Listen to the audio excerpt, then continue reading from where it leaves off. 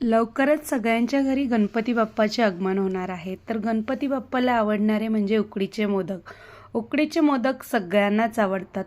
तर आज आपण की नाही खूप सोप्या पद्धतीने मोदकाला कळ्या कशा पाडायच्या ना हे बघणार आहोत. इथे एक बघा लिंबूच्या आकाराचा गोळा घेतलेला आहे. पिठाचा एक पातळ अशी पारी बनवलेली आहे हाताने आणि की नाही त्यामध्ये सारण भरून की नाही असा मोदक तयार करून घेतलेला आहे. बघा मी दाखवल्याप्रमाणे असा थोडासा उभा मोदक करायचा आहे आपल्याला हाताच्या साहाय्याने.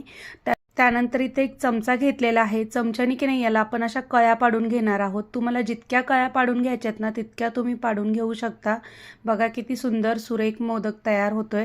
तर ह्या कळ्या पाडून झाल्या की वरून थोडासा मोदक खालच्या बाजूनी दाबून घ्यायचा आहे आणि बघा सुंदर असा आपल्या ह्या मोदकाला कळ्या तयार झालेल्या आहेत. साच्याचा वापर न करता खूप सुंदर असा आपला हा मोदक तयार झालेला आहे. डिटेल रेसिपी पाहायची असेल तर फोटोच्या खाली दिलेल्या त्रिकोणावरती टच करा.